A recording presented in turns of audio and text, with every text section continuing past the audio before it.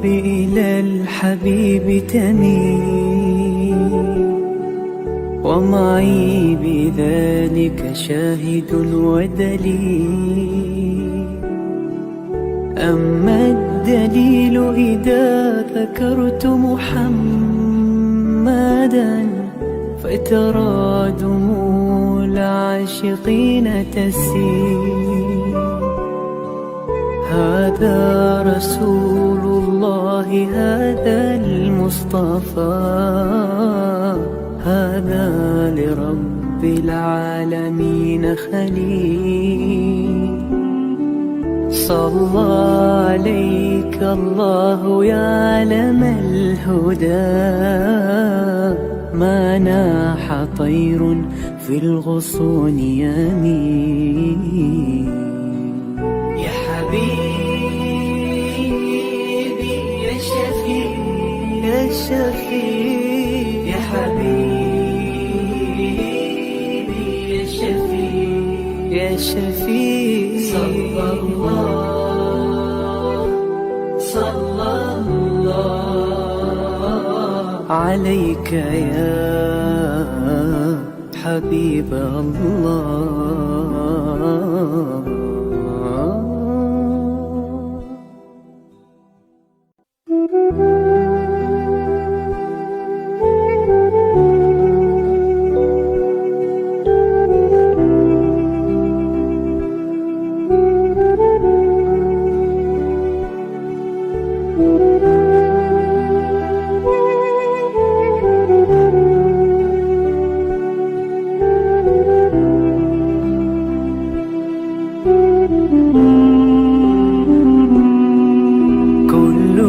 القلوب إلى الحبيب تميل،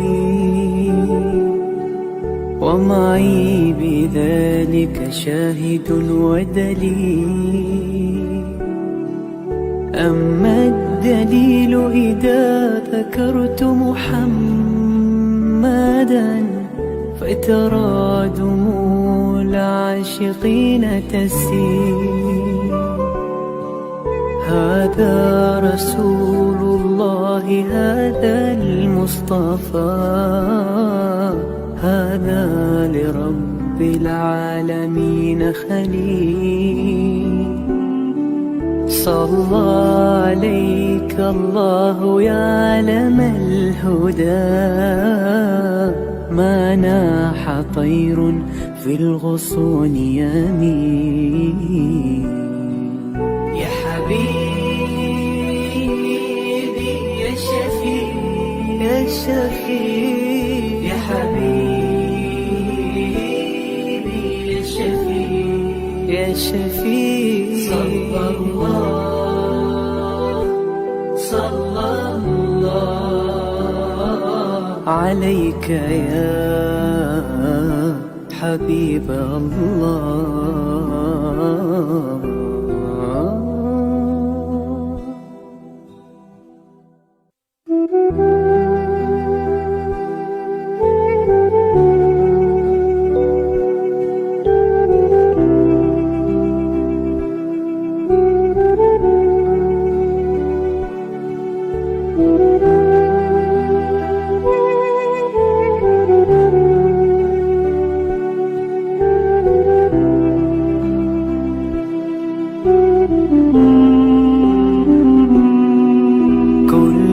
القلوب إلى الحبيب تميل، ومعي بذلك شاهد ودليل. أما الدليل إذا ذكرت محمدا فترى دموع العاشقين تسيل. هذا رسول الله، هذا المصطفى، هذا لرب العالمين خليل. صلى عليك الله يا علم الهدى، ما ناح طير في الغصون يمين. يا حبيبي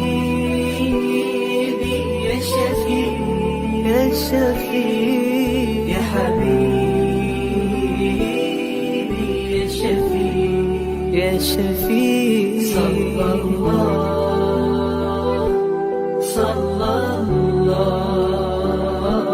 عليك يا حبيب الله.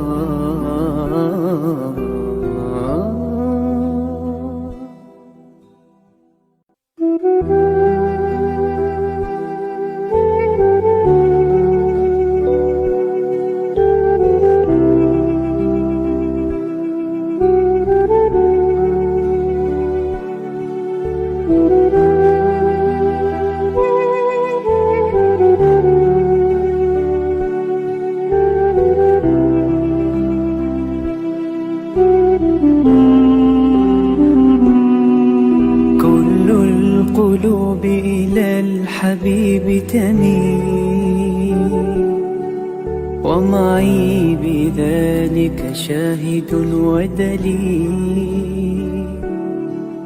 أما الدليل إذا ذكرت محمدا فترى دموع العاشقين تسيل. هذا رسول الله، هذا المصطفى، هذا لرب العالمين خليل.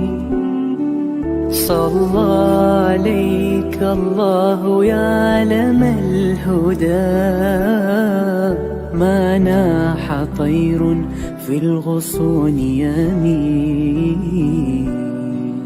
يا حبيبي يا شفيع يا شفيع يا حبيبي يا شفيع يا شفيع صلى الله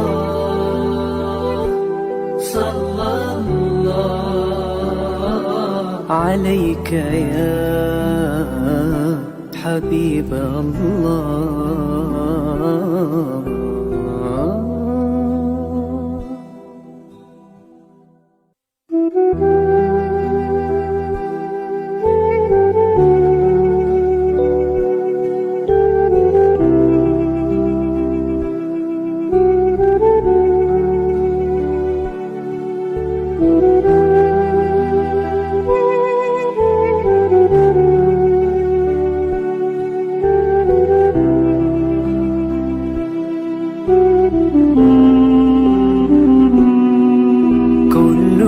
القلوب إلى الحبيب تميل، ومعي بذلك شاهد ودليل.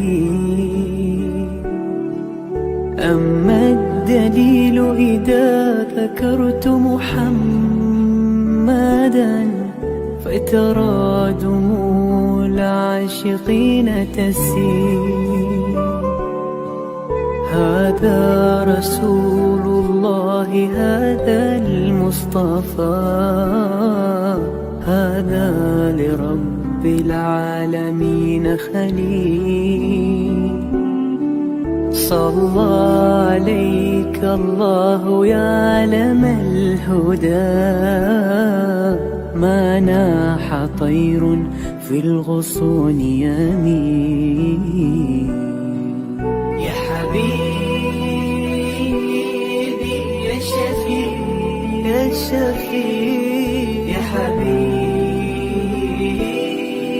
يا شفيع يا شفيع صلى الله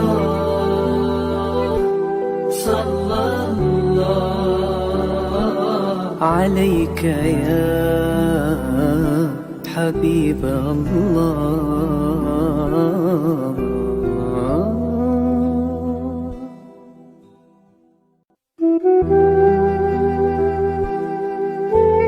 Yayasan Sabahat sedang mengusahakan pembinaan Komplek Anjung Suluh Khatimah yang dipaparkan dalam skrin sekarang ini. Yang kedua ialah tentang buku yang saya tulis, ada 3 serangkai buku yang boleh didapati sekarang. Dan yang ketiga ialah FMCC atau First Move Childcare Center, iaitu sebuah taska yang mengambil pelajar-pelajar atau anak-anak daripada umur 2 bulan sampai 4 tahun. Yang ketiga ialah Telegram, di mana saya minta teman-teman para penonton menghimpunkan seluruh tenaga yang ada, pemikiran yang ada untuk kita mendaulatkan pendidikan Islam, insya-Allah. Tuan-tuan, seluruhnya ini kalaupun ada imbuhannya, semuanya kita masukkan dalam tabung Anjur Husnul Khatimah. Minta tuan-tuan dan puan menderma, minta tuan-tuan menginfak, minta tuan-tuan melakukan apa saja bagi kita merealisasikan program Komplek Anjur Husnul Khatimah.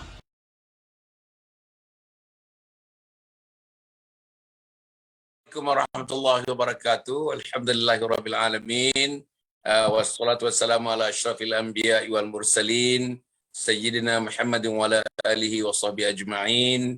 Subhanaka la ilma lana illa ma 'allamtana innaka antal alimul hakim wa la haula wa la quwwata illa billahil aliyil azim.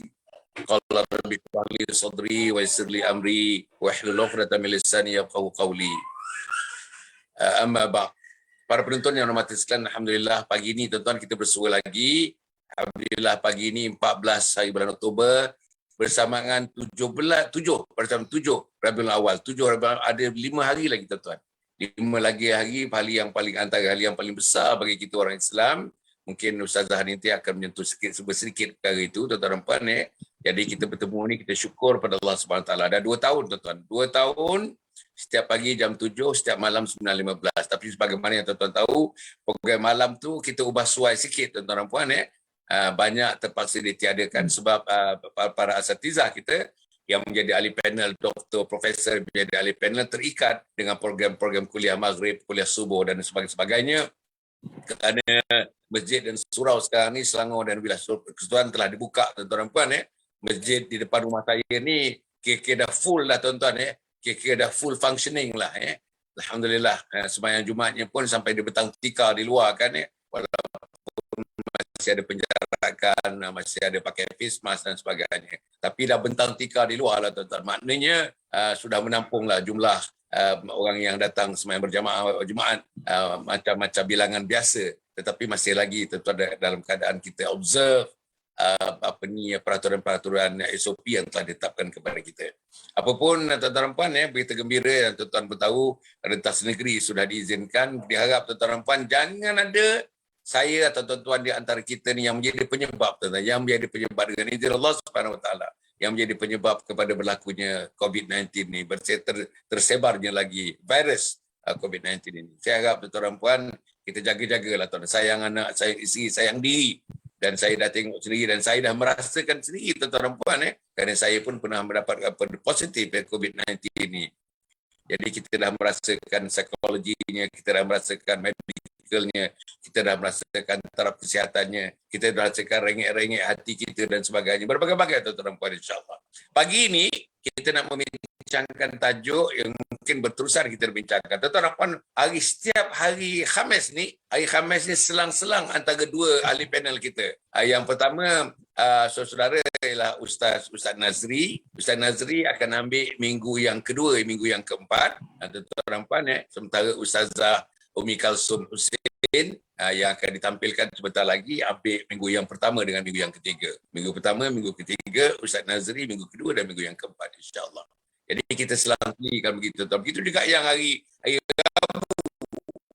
Rabu selang-seli di antara Ustaz Muhammad Akib yang mengambil pada minggu kedua dan minggu keempat, dan Ustaz Rizwan Zahar yang akan mengambil daripada minggu yang pertama dan minggu yang ketiga dan sebagainya. Kita selang-seli supaya dapat lebih rencah-rencah, ramuan-ramuan lebih menggamit, insya-Allah, lebih menyeruakan lagi tuan-tuan insya-Allah. Pagi ini kita berjumpa dengan yang berbahagia Ustazah Umi Kalsum Hussein, seorang tuan-tuan dan puan kepakarannya dalam bidang Al-Quran, lulusan daripada Universiti Al-Azhar Mesir, kemudian banyak khidmat dalam bidang pendidikan, masih lagi dalam bidang pendidikan tuan-tuan dan puan, mengajar di sekolah dan sebagainya, menjadi matron berbagai-bagai lagi tuan-tuan dan puan. Sekarang dan Akademi Al-Qurannya sendiri di Kelang. Akademi Al-Quran yang memusatkan perhatian, tanyakan tadi, yang paling tua sekali yang hadir dalam kelas beliau ialah 73 tahun.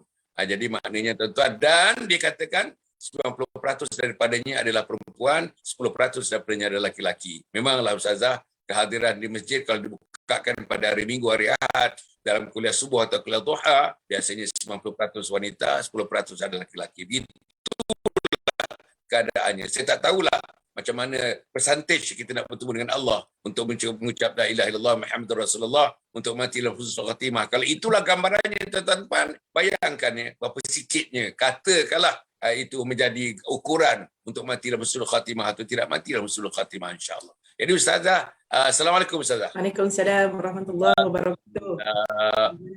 Sihat. Alhamdulillah Ustazah. Boleh,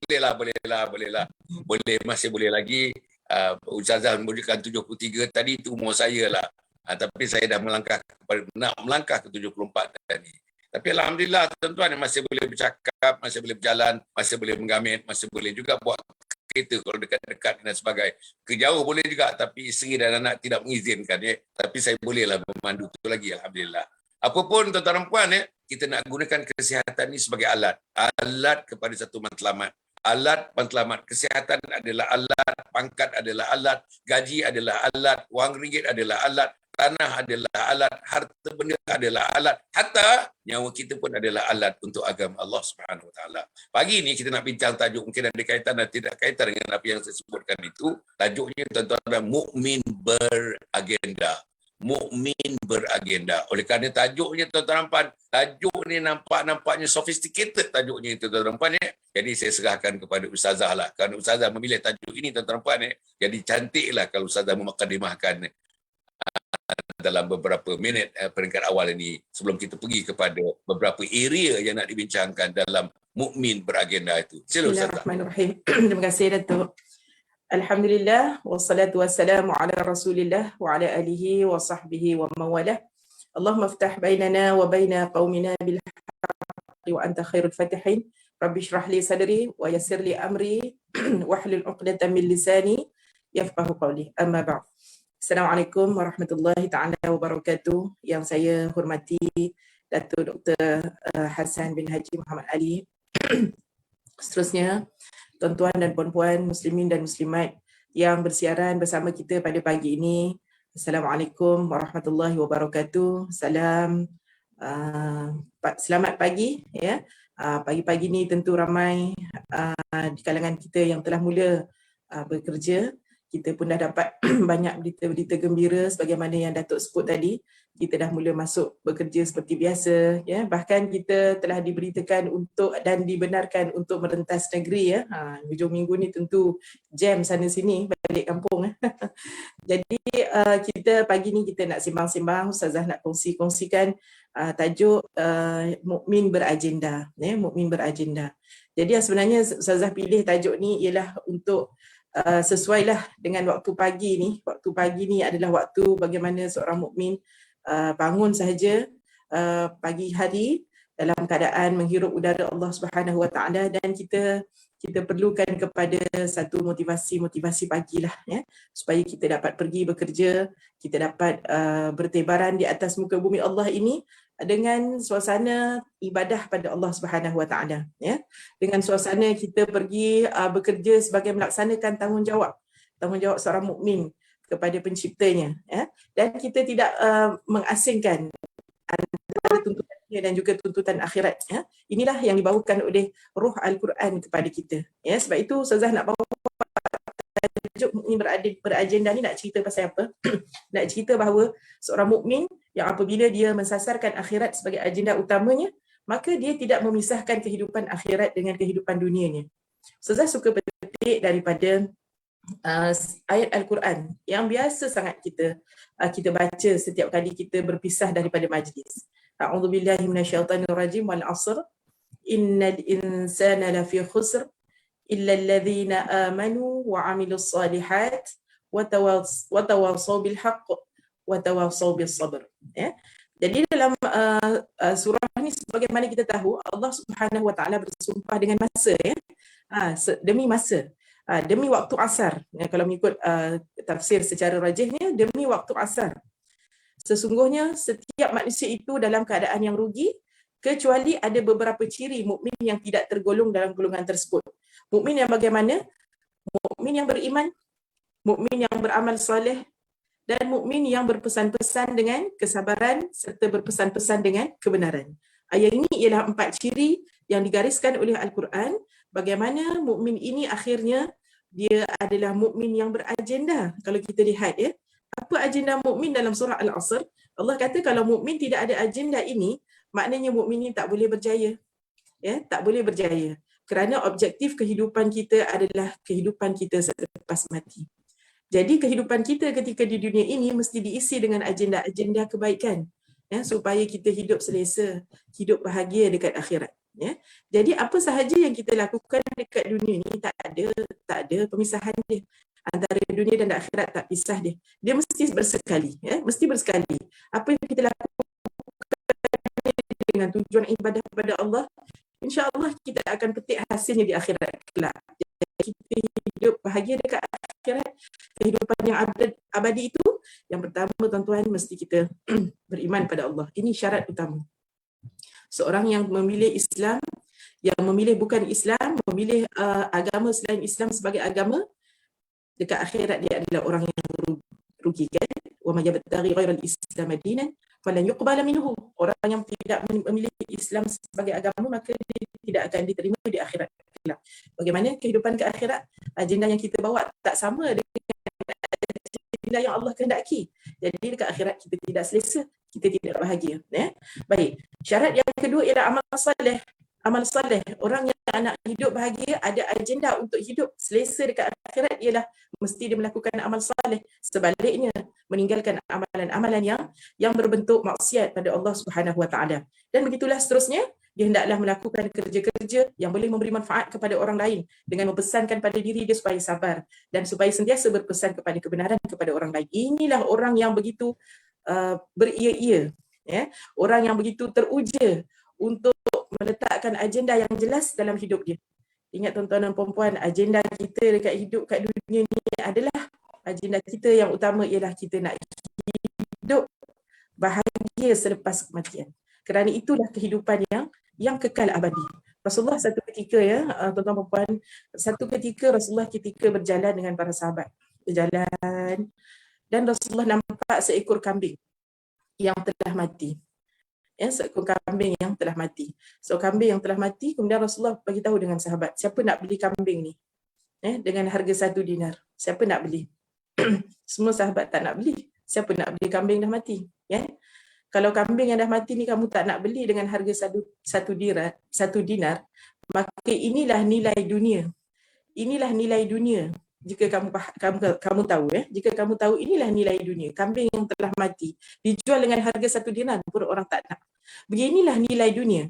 Ya, apabila kita lihat, kita beria-ia untuk dunia ini tanpa jelas untuk apakah dunia ini kita hidup, maka kita akan hidup dengan sia-sia. Ya, begitu kita tidak berminat dengan seekor kambing yang telah mati, begitulah sepatutnya kita dengan dunia ni mengambilnya bersungguh-sungguh tetapi bermatlamatkan akhirat. Kerana kita nampak kerja-kerja dekat dunia ini adalah matlamatnya, agenda utamanya adalah membawa kebahagiaan kita di akhirat. Itu sebagai mukadimah, Datuk, insya-Allah. So dalam kata lain, tuan-tuan dan puan-puan, agenda yang dimaksudkan oleh Ustazah ialah tuan-tuan kita buat kebaikan, buat kebajikan sebanyak-banyak mungkin. Dan pada masa yang sama, tuan-tuan dan puan, melupuskan, mengenepikan, menyahkan, bahasa sekarang ni, menyahkan tuan-tuan dan puan segala perbuatan-perbuatan yang termasuk dalam perkataan maksiat yang tidak diizinkan Allah Subhanahu Wa Taala. Pada pagi tadi kita bangun banyak tuan-tuan. Mata boleh buat kebajikan, telinga boleh buat kebajikan, tangan boleh buat kebajikan, semuanya tuan-tuan. Rumah boleh buat kebajikan, kereta boleh buat kebajikan. Tuan-tuan bagi tahu saya, apa benda yang tuan-tuan ada yang tidak boleh buat kebajikan? Tak ada tuan-tuan, tak ada. Tanah boleh buat kebajikan, semuanya boleh buat kebajikan. Tetapi oleh kerana agaknya kita tidak berapa faham, yang pertama. Yang kedua, agaknya tidak ada orang meyakinkan kita. Yang ketiga, tidak orang menunjukkan jalan kepada kita. Tidak macam Ustazah tunjukkan jalan pagi ini kepada kita. Belum jalan lagi, baru konsep aja tuan-tuan dan puan. InsyaAllah, barulah kita nampak, tuan-tuan. Barulah kita nampak agenda hidup kita ni. Bukan kecil. Bukan hidup kita, tuan-tuan, bangun pagi, tuan-tuan mandi-mandi, pergi kerja, balik kerja dalam pukul 6, pergi pasar, masak-masak kat rumah, makan, tengok TV, tidur. Besok pergi lagi. Bukan itu, tuan, bukan itu. Itu bukan agenda. Itu tidak masuk dalam agenda. Itu rutin harian yang biasa ni. Tapi agenda tu lebih mahal. Agenda lebih hebat. Agenda tidak lain, tidak bukan, tuan dan puan, mertabatkan Islam. Kerana dan untuk Allah Subhanahu Wa Taala. Rasanya itulah dia punya apa isinya yang bila Ustazah menggunakan perkataan mukmin beragenda. Ustazah, ini sangat menarik lah Ustazah, sebab akan menyebutkan ulang-ulang tadi walaupun tidak nada yang sama, tidak bahasa yang sama, tidak perkataan yang sama, tapi saya nampak ulangan itu. Apa dia? Tuan-tuan, kita akhirnya, tempat kita akhirat, tuan-tuan. Akhirnya di akhirat. Kita di dunia ni macam disebutkan tadi, tuan-tuan, macam kambing itu, macam bangkai kambing tu. Tuan-tuan, 1 dinar mahal, mungkin 1 dirham. 1 dinar mahal, 1 dirham. Tak ada orang nak ambil, patut nak beli, tuan-tuan.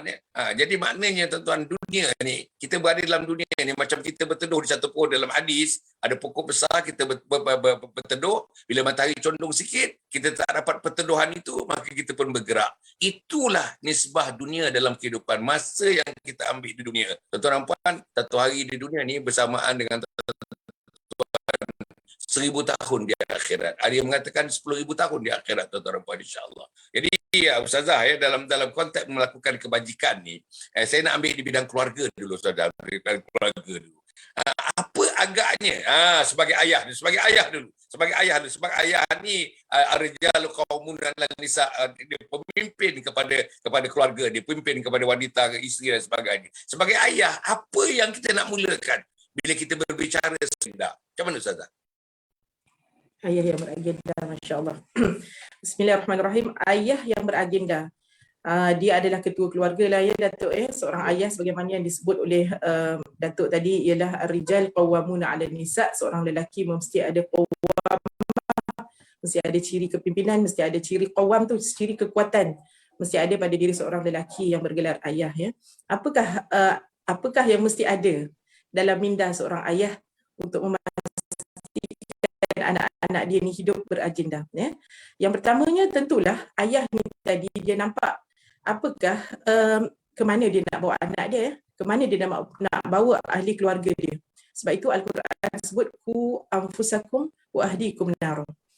Wahai seorang ayah, wahai seorang pimpinan keluarga, peliharalah diri kamu dan peliharalah ahli keluarga kamu daripada panasnya api neraka Allah Subhanahu Wa Taala. Ini pesan Allah Subhanahu Wa Taala dalam Al-Quran awal-awal lagi.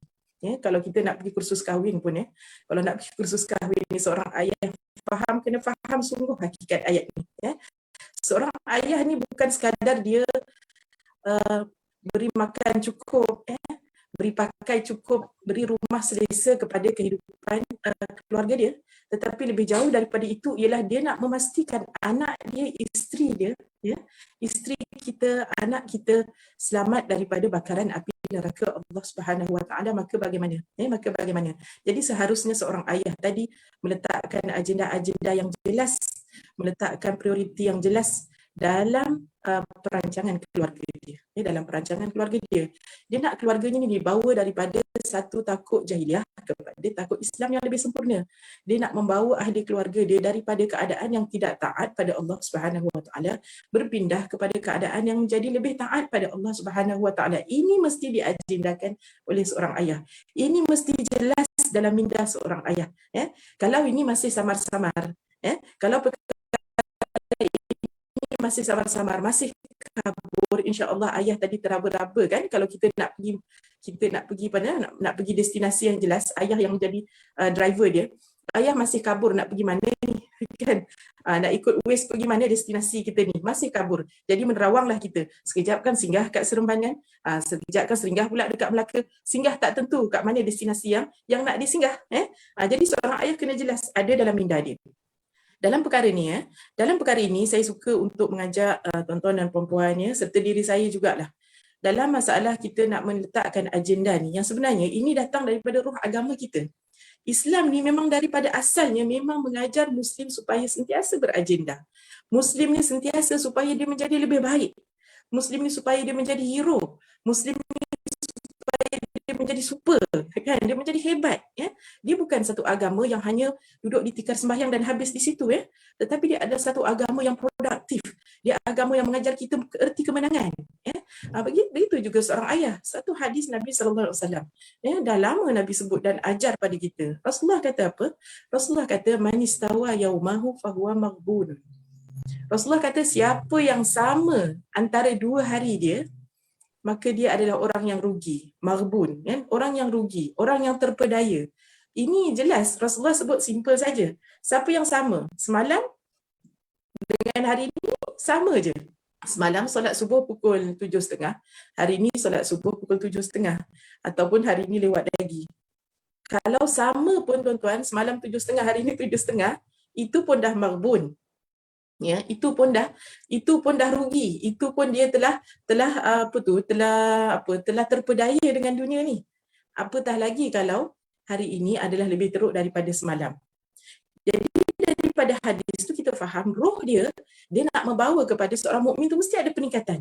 Mesti ada peningkatan dalam kehidupan dia. Kalau semalam pukul tak sempat solat subuh pada waktunya, hari ini kita bangun sebelum subuh dan sempat tahajud. Kan dah lebih baik tu. Kalau kita hari ini lebih baik daripada semalam, selamat kita, ya. Tetapi kalau hari ini kita lebih sama saja, Rasulullah kata terpedaya. Apatah lagi tuan-tuan, puan-puan, sekiranya hari ini lebih teruk daripada semalam, maka sudah tentulah out. Sudah tentulah out. Jadi kita faham ini yang maksud saya ni. Maksud kita nak cerita pasal beragenda ni. Beragenda ini adalah satu yang dituntut oleh agama. Bahkan dia adalah datang daripada roh dan maqasid syarak agama ini. Supaya seorang mukmin itu dia adalah orang yang apa kita kata produktif. Ya, seorang yang boleh bermanfaat untuk orang lain. Seorang yang berjaya dalam hari-hari dia. Tidak sama hari-hari dia. Inilah dia. Jadi dia bermula daripada seorang ayah. Saya setuju tadi dengan Datuk. Seorang ayah, saya ulang tadi. Seorang ayah dia mesti nampak apa matlamat yang dia nak bawa, kan? Kerana Al-Quran kata pelihara diri kamu dan keluarga kamu, dan hadis mengajarkan kita supaya kita sentiasa menjadi lebih baik daripada hari-hari yang berikutnya. Inilah dia roh agama, kan? Apatah lagi bila kita menjadi seorang kita kata pekerja lah, kan? Kita bertugas di mana-mana. Kita bertugas kalau kita seorang guru, kita nak guru kita seorang guru yang berproduktif, ya. Seorang yang lebih baik, tak sama, kan? Tak sama cara pengajaran kita. Budak-budak pun tengok kita sama, tak ada nafas dah kita ni, ya.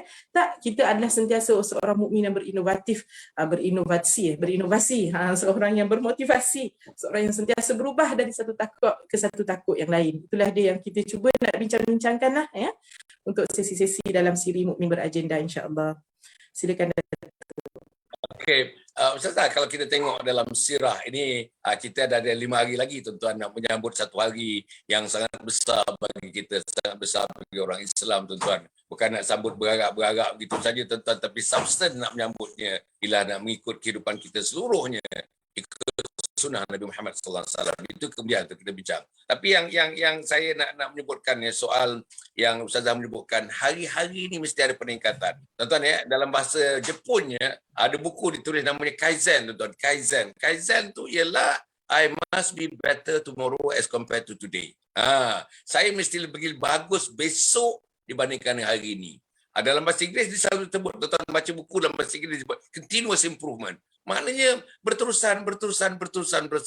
Dan dalam bahasa Al-Quran ni kadang-kadang disebut ar-riba. Maknanya tuan-tuan salah satu daripada bahasanya lah ialah kita terus menjulang. Tapi apa yang saya nak sebutkan tuan-tuan, kalau kita tengok dalam hikayat, dalam juga sejarah dan juga sirah Nabi dan para sahabat, tak ada letih ni, tak ada. Apa Ustazah pernah tak ada hadis mengatakan sahabat letih, Nabi letih? Tak ada. Ada tak mengatakan sahabat mengantuk, Nabi mengantuk? Tak ada, tuan-tuan, tak ada. Yang ada ialah semuanya, tuan-tuan.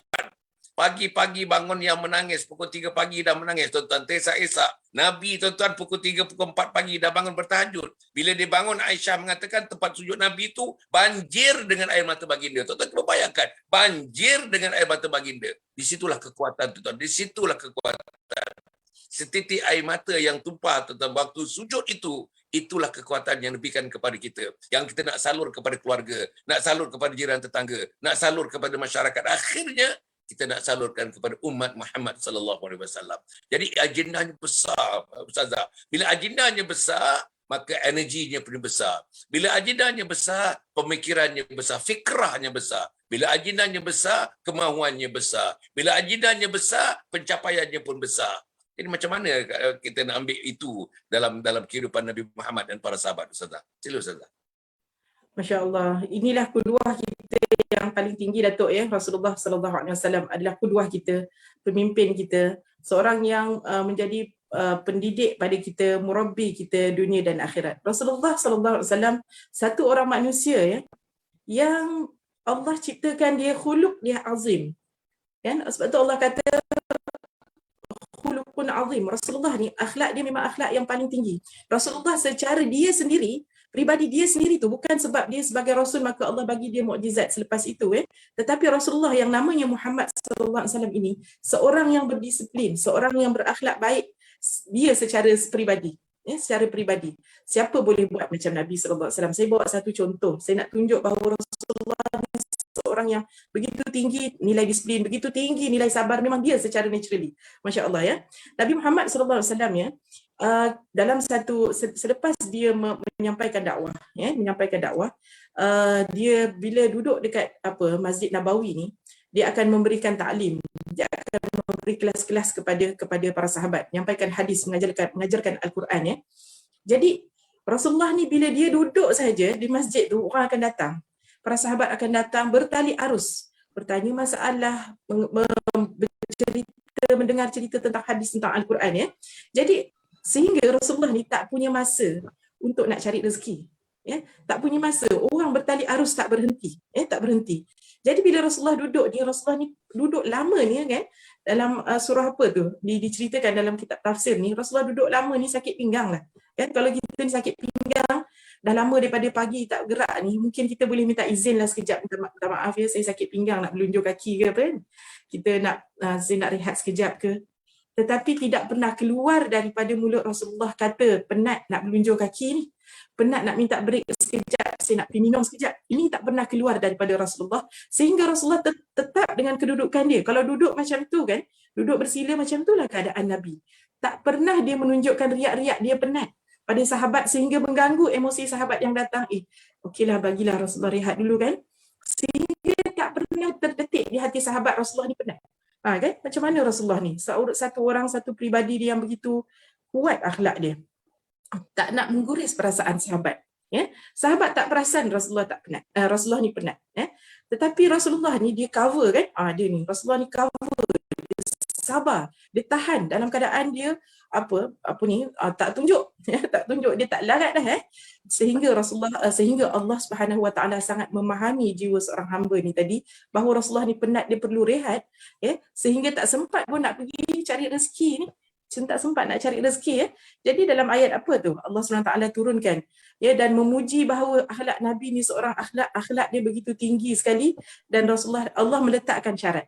Meletakkan syarat siapa-siapa nak jumpa Nabi selepas ini dia kena beri sedekah sebelum pergi. Sebelum masuk sebelum masuk tu dia kena beri sedekah pada Nabi sallallahu alaihi wasallam. Sebagai pengiktirafan kepada Nabi yang memperuntukkan masa dia, tak pun menunjukkan kejegelan dia, tak menunjukkan kepenatan dia kan. Allah nak mengiktiraf dia dan mengajar para sahabat supaya apa? Supaya faham-faham, supaya belajar ini manusia gak macam kamu ni. Nak ceritanya. Poin saya dekat sini bukan bagi sedekah tu, bukan bagi sedekah pada Nabi tu. Poin saya ialah bagaimana Nabi ini seorang yang tinggi akhlaknya. Secara peribadinya Rasulullah ni kalau lawan dengan kita ni, bukan sebab dia Nabi, dia baik tu. Dia Nabi sebab Allah pilih dia adalah orang yang terbaik daripada kalangan kita. Ini ketinggian Nabi SAW yang diceritakan dalam satu kitab tafsir. Saya secara peribadi kalau baca ni, saya tak boleh nak bayang macam mana sabarnya Nabi SAW ni. Macam tu dia boleh tahan kan? Dia boleh cover dalam 3 jam, 4 jam duduk. Tak adalah rasa nak tunjukkan macam tu kan. Itu sebenarnya paling simple sebenarnya kita kan. Penat kan buat muka tak selesa sikit kan, jadi orang akan faham. Rasulullah tak buat kerana dia tahu perbuatan itu akan mengganggu perasaan sahabat yang datang, dia rasa ralat, kacau kita pula kan. Ini contoh Nabi SAW. Jadi nak cerita apa tuan-tuan dan puan-puan? Nabi Muhammad SAW adalah qudwah yang paling tinggi untuk seorang mukmin. Bagi paling tinggi dalam diri seorang mukmin inilah dia Muhammad SAW. Manakan tidak sehingga hari ini kajian dibuat oleh Barat, orang yang akhirnya dia iktiraf mempunyai pengaruh yang tinggi, mempunyai kredibiliti yang tinggi, ketokohan yang tinggi, akhirnya ranking tertinggi ialah Muhammad SAW. Jadi kita sebagai mukmin, apakah peranan kita? Apakah sikap kita kepada Nabi SAW? maka sudah tentu kita meletakkan Nabi SAW sebagai kuduah tertinggi. Sudah tentu kita meletakkan beliau sebagai ikutan kita di dunia bahkan di akhirat, Masya Allah ya. Jadi sebab itu setiap kali kita memperingati peristiwa besar yang akan datang pada 5 hari lagi insya-Allah ya, kelahiran Nabi Muhammad SAW bukan sekadar pada berarak saja, bukan sekadar menghidupkan dengan selawat-selawat sahaja. Itu adalah tuntutan dia. Itu adalah salah satu daripada tanda kita cinta Nabi. Tapi bukan berhenti di situ. Bukan habis pada selawat sahaja. Tetapi besarnya Nabi SAW ini datang kepada kita ialah mengeluarkan kita daripada kegelapan kepada cahaya. Kan? Mengeluarkan kita daripada hidup yang penuh dengan penyembahan kepada selain daripada Allah, kepada menyembah kepada Allah Subhanahu Wa Taala. Inilah tugas tanggungjawab yang paling besar yang Nabi bagi pada kita, yang mesti kita fahami hari ini, dan tuntutan sunnah yang paling besar yang kita kena ikut hari ini adalah sunnah dakwah yang Nabi tunjukkan pada kita. Ya betul, sunnah berselawat itu untuk kita mengingati Nabi dan kasih kita pada Nabi. Kita pula sunnah kita apa lagi? Hari ini macam-macam sunnah, makanan sunnah, pakai jubah sunnah, apa lagi? Pakaian sunnah, macam-macam sunnah. Tapi saya nak ajak pada tuan-tuan dan puan-puan, tanda kita sayang pada Nabi SAW. Tanda kita cinta pada Nabi SAW ialah kita mewarisi tugas Nabi SAW yang paling besar, iaitulah tugas dan amanah dakwah. Ya, amanah dakwah. Nabi tak pernah penat, bab kata Datuk tadi. Nabi tak pernah penat, sahabat tak pernah penat untuk kita berdakwah, ya. Tak pernah penat. Kebanyakan kita suka untuk beramal dengan sunnah Nabi ni, sunnah yang tidak ada taklif. Sunnah yang bila kita buat tidak ada bebanan.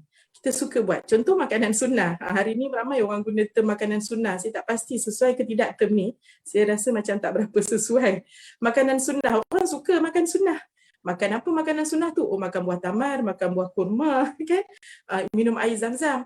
Orang suka, semua orang makan sunnah. Oh, beli berebut-rebut, sekilo RM100 pun tak ada masalah. Sekilo RM200 pun tak ada masalah untuk makanan tamar ajuan Nabi, kan? Adakah ini sunnah Nabi yang kita kena lakukan dan kita kena bersungguh-sungguh sehingga kita bawa ke akhirat jumpa Nabi?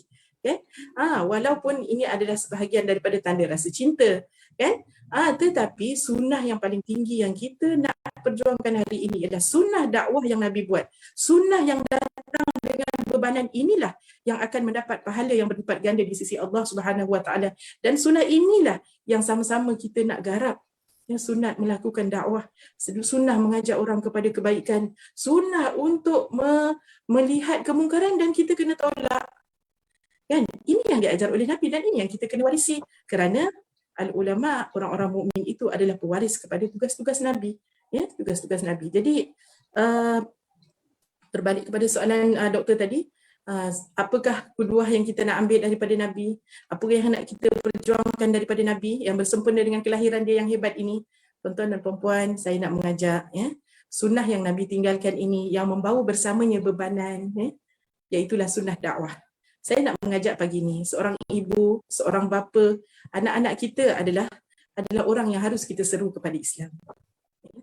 Kalau anda seorang pekerja di pejabat, ya, di tempat-tempat lapangan masing-masing, rakan-rakan sekerja adalah orang-orang yang dia akan bawa kepada Islam.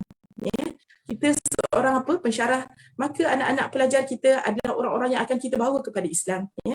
Kita akan tunjukkan mereka kepada Islam. Kerana apa? Kerana kita cinta Nabi ni. Agenda kita seorang yang mencintai Nabi ni ialah nak membawa mereka kepada seruan Islam yang begitu hebat dan begitu besar ini. Sama-sama kita mengambil dan menyambut sunnah ini. Tapi susah pesanlah, sunnah ini adalah sunnah yang datang bersama bebanan, bersama taklif yang berat. Mana ada orang bawa dakwah, orang suka. Tapi musuh pun ramai, kan? Orang sayang, masya-Allah. Tetapi ada juga orang tak sayang. Dia tidak datang dengan mudah. Sebab itu ayat yang saya baca tadi di awal, watawasau bil haqq watawasau bis sabr. Dakwah ini sifatnya mesti digandingkan dengan sabar. Sabar yang bagaimana? Sabar yang berlipat kali ganda. Sebab itulah sunnah ini adalah membawa bersama bebanan. Sunnah inilah yang real. yang mesti diperjuangkan, yang mesti digarap oleh kita seorang mukmin. Inilah dia mukmin beragenda yang kita nak bincang-bincangkan insya-Allah ya, tuan-tuan dan puan-puan. Itu saja Datuk untuk respon soalan yang ini. Terima kasih para penonton yang mati sekalian, tuan-tuan ya. Alhamdulillah kita nak jumpa lagi tuan-tuan ya, lagi 2 minggu daripada sekarang ni tuan-tuan, depan jumpa lagi Ustazah Kak Umi Kalsum kita. Seronok kita berbincang tuan-tuan, tajuknya besar begitu, tapi kita boleh racik-racikkan, kita boleh segmen-segmenkan tuan-tuan. Hari ini sebagai permulaan kita banyak cerita tuan-tuan, unsur-unsur apa yang dikatakan tentang agenda seorang muslim mukmin beragenda ni. Jadi bila disebutkan satu persatu tuan-tuan, seolah-olah peringkat awal ni pun sudah ada satu checklist, sudah ada senarai semak pada kita tuan-tuan. Tengoklah kita bangun pagi pukul berapa. Bertajuk tak pagi ni tuan-tuan sembahyang subuh, sunat subuh tak? Padahal sembahyang sunat subuh 2 rakaat nilainya sama juga dunia dan isi-isinya tuan-tuan. Tuan-tuan cuba bayangkan, sembahyang subuh 2 rakaat, sunat subuh 2 rakaat nilainya bersamaan dengan dunia dan isi-isinya. Sembahyang subuh berjamaah tuan-tuan pergi masjid, pergi surau atau di rumah sembahyang subuh berjamaah, seolah-olah tuan-tuan telah bersembahyang sepanjang-panjang malam tuan-tuan dan puan. Jadi ini tawaran-tawaran tu, ini tawaran-tawaran Allah Subhanahu Wa Taala. Satu hari bila dalam satu kita sedang peperangan sedang hebat berjalan tuan-tuan, seorang sahabat sedang makan kurma tuan-tuan dan puan. Masa makan kurma bau gigit kurma, dia tanya kepada Nabi Muhammad sallallahu alaihi wasallam, apa ganjarannya kalau misalnya kita mati dalam peperangan ya Rasulullah. Rasulullah sebut satu perkataan je, syurga. Bila sebut syurga, dia lemparkannya dia punya kurma tuan-tuan, terus meluru dia dengan lembingnya, dengan tombaknya. Akhirnya dia pun syahid tuan-tuan, syahid dia tuan-tuan. Begitulah saya nak mengatakan tuan-tuan perjuangan. Jadi dalam perjumpaan yang akan datang ni tuan-tuan, Ustazah ada gambar-gambarkan tadi tentang perjuangan tuan-tuan beban ni. Dia bila beban ni maknanya pengorbanan tuan-tuan, pengorbanan. Islam itu pengorbanan. Tuan-tuan tengok pengorbanan para nabi, khususnya Nabi Muhammad sallallahu alaihi wasallam. Apa yang tidak dikorbankan tuan-tuan? Apa yang ada pada Nabi di saat kewafatannya? Apa yang tinggal? Nabi tidak meninggal dalam hadis, Nabi tidak meninggalkan dirham dan dinar, tidak. Tapi Nabi meninggalkan kita tuan-tuan, Islam ini. Yang inilah yang aset yang ada kepada kita. Bukan rumah yang besar aset, bukan kereta yang besar aset, bukan ladang yang luas itu aset, bukan title yang hebat itu aset. Asetnya tuan-tuan tidak lain dan tidak berbeda Islam. Itulah yang akan menentukan sama ada kita ke mana. Menjadi manusia kiri atau manusia kanan. Ashabul yamin atau ashabul shimal. Bila kita bertemu dengan Allah Subhanahu Wa Taala. Jadi tuan-tuan, terima kasih kepada Ustazah. Dan jangan lupa tuan-tuan, insya-Allah tuan-tuan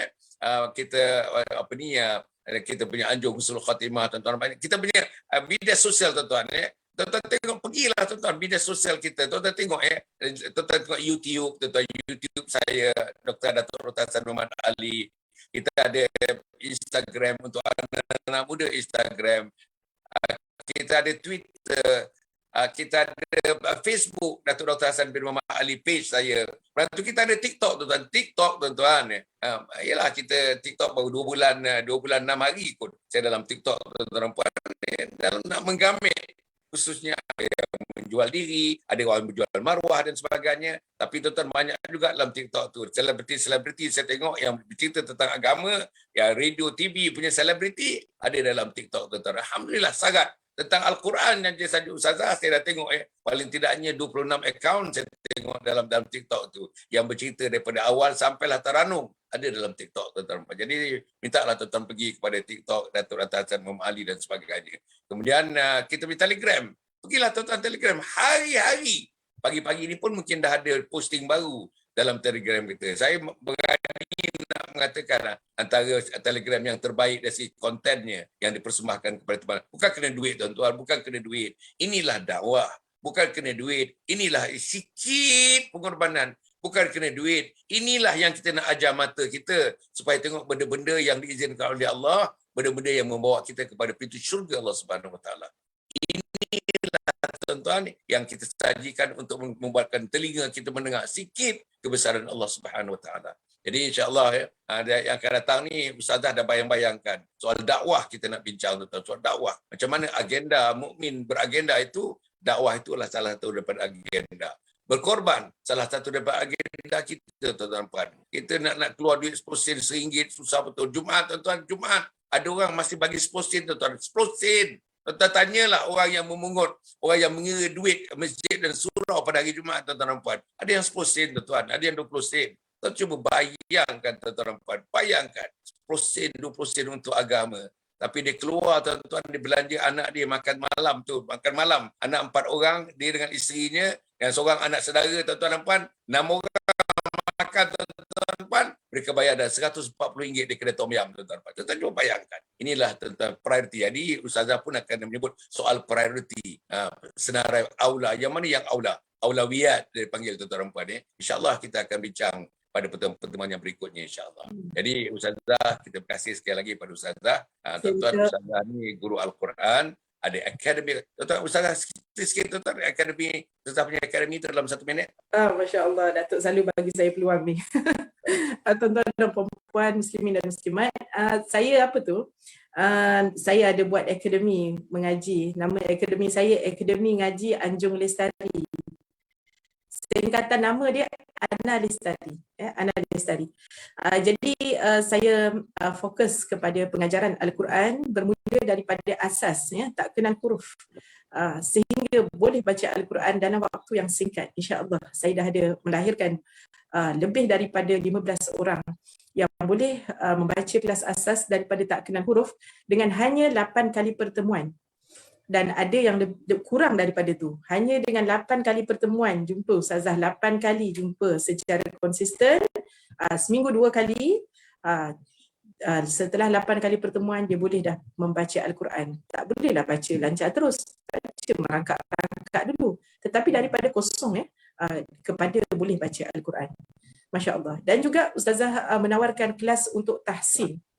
Untuk dewasa, kelas tahsin yang ni Ustazah akan bawa sehingga qiraah kita menjadi qiraah yang itqan, qiraah yang berfokus. Maksud qiraah itqan ialah qiraah yang betul dari sudut makhrajnya, sifat hurufnya dan juga tajwidnya. Jadi bimbingan ini berlaku secara berfokus, Ustazah. Bukan kelas Ustazah ni kelas satu kelas 30 orang, 20 orang tak ada, 20 orang, 10 orang pun tak ada. Kelas Ustazah bimbingan secara berfokus. InsyaAllah satu kelas tidak lebih daripada 7 orang, tidak lebih 7 orang. Dalam satu kelas lebih kurang satu kelas 1 jam setengah untuk kita menghabiskan 7 orang ni tadi. Bimbingan secara peribadi, bukan one to one. Dalam kelas ramai 7 orang, tetapi bimbingan berlaku secara peribadi. Yang ini yang Ustazah buat dalam akademi saya. Jadi hanya untuk dewasa, remaja dan dewasa. Tetapi hari ini macam saya sebut tadi dengan Datuk, 10% adalah daripada kalangan lelaki, 90% wanita dewasa telah pun mendaftarkan diri. Alhamdulillah, sambutan yang baik. Dan daripada kalangan anak muda juga, daripada umur 20-an juga ramai, Masya Allah. Anak-anak muda kita ni cepat belajar, bila lagi muda dia lagi cepat belajar, lagi cepat faham, lagi cepat untuk kuasai. Jadi Ustazah mengalu-alukan kepada tuan-tuan dan puan-puan, sekiranya masih mencari tempat untuk nak ingin belajar Al-Quran dengan bacaan berfokus itqan dan tahsin, ataupun yang tak mengenal huruf, tak ada masalah. Silakan untuk bersama dengan Ustazah. Selain daripada kelas-kelas Al-Quran, Ustazah jadualkan setiap minggu wajib ikut kelas tadabbur. Sebab ini kita faham hak Al-Quran pada kita bukan sekadar kita belajar baca saja, tetapi kita nak Al-Quran ini kita faham, kita tadabbur. Daripada situlah baru lahir ruh Al-Quran tu, baru kita rasa faham Al-Quran, nak mengamalkan Al-Quran ni. Jadi dia ada package dekat situ. Bukan sekadar baca saja, dia akan ikut kelas tadabbur supaya kita dapat memahami Al-Quran dan mencintai Al-Quran, akhirnya memperjuangkan Al-Quran. Silakan Datuk. InsyaAllah. Terima kasih. Terima kasih Ustazah. Tuan-tuan dan puan-puan, akademi tadi apa? Ana Lestari. Ana Lestari. Lestari, Datuk Lestari. Ana Lestari, tuan-tuan. Ana Lestari buka dalam apa ni dalam Facebook Macam mana? Ya, Facebook insya-Allah. Facebook Ustazah Siti Umi Kalsum. Ustazah ada perkataan Ustazah tak? Ya, ada. Ustazah Siti Umi Kalsum. UMI ke UMI? UMI. Ada Siti Datuk Ustazah Siti Umi Kalsum Husin. Ustazah Siti Umi Kalsum, tuan-tuan dan puan. InsyaAllah siapa yang tinggal di Kelang, siapa yang tinggal berdekatan dan di Banting, di Kelang, tuan-tuan, saya tengok orang yang belajar Quran ni kadang-kadang tuan-tuan daripada Seremban, tuan-tuan, betul-betul suami isteri daripada Seremban, tuan-tuan. Ini pun dalam masa kurang daripada 6 bulan, daripada tak boleh baca, suami isteri boleh membaca, tuan-tuan. All the way daripada Seremban datang ke Kuala Lumpur, tuan-tuan dan puan, 2 hari sekali, 2 hari sekali, 2 hari sekali. Begitulah tuan-tuan, minat yang ditunjukkan. Dan kita tunjukkan minat ni. Tuan-tuan tak boleh mati bertemu dengan Allah buta Quran. Tak boleh tuan-tuan. Macam mana tuan-tuan nak jawab soalan siapa imam kamu? Ada soalan tuan-tuan, soalan yang keempat di kubur tu. Siapa imam kamu? Siapa imam kamu? Kita kena jawab tuan-tuan, Al-Quranu imami. Al-Quran itu adalah imamku, tuan-tuan. Macam mana nak jawab? Tuan-tuan bagi tahu saya macam mana tuan-tuan nak jawab. Kalau buta Al-Quran, merangkak-rangkak tak apa lagi. Kalau buta langsung dan tak belajar, atau merangkak-rangkak terus tak belajar, ini pun satu benda yang tuan-tuan kena fikirkanlah, insyaAllah. Jadi kita ada akademi, Ustazah Siti Siti Umi Kalsum. InsyaAllah tuan-tuan dapatkan nanti, insyaAllah. Cukup setakat itu, tuan-tuan dan puan. Seronok kita bertemu dengan tuan-tuan, bertemu dengan Ustazah. Setiap kali bertemu dengan Ustazah, saya rasa kelancaran Ustazah, bahasa yang Ustazah gunakan yang mudah dipaham, tuan-tuan dan puan. Ini adalah aset tuan-tuan belajar dengan Ustazah. Ustazah ni tuan-tuan diperkati yuk ngaji. Yuk ni bahasa Jawa, tuan-tuan. Yuk, orang Melayu kata jom. Orang Jawa kata yuk. Yuk ni maknanya mari jom lah. InsyaAllah tuan-tuan dan puan, jumpa lagi. Aku qouli hadza wa astaghfirullahaladzim li wa lakum wa lisairil muslimin wal muslimat innahu huwal ghafurur rahim. Wassalamualaikum warahmatullahi wabarakatuh. Waalaikumsalam warahmatullahi wabarakatuh. Yayasan Sabahat sedang mengusahakan pembinaan Komplek Anjung Sulul Khatimah yang dipaparkan dalam skrin sekarang ini. Yang kedua ialah tentang buku yang saya tulis, ada 3 serangkai buku yang boleh didapati sekarang. Dan yang ketiga ialah FMCC atau First Move Childcare Center, iaitu sebuah taska yang mengambil pelajar-pelajar atau anak-anak daripada umur 2 bulan sampai 4 tahun. Yang ketiga ialah Telegram, di mana saya minta teman-teman para penonton menghimpunkan seluruh tenaga yang ada, pemikiran yang ada untuk kita mendaulatkan Islam, insya-Allah. Tuan-tuan, seluruhnya ini kalaupun ada imbuhannya, semuanya kita masukkan dalam tabung Anjung Sulul Khatimah. Minta tuan-tuan dan puan menderma, minta tuan-tuan menginfak, minta tuan-tuan melakukan apa saja bagi kita merealisasikan program Komplek Anjung Sulul Khatimah.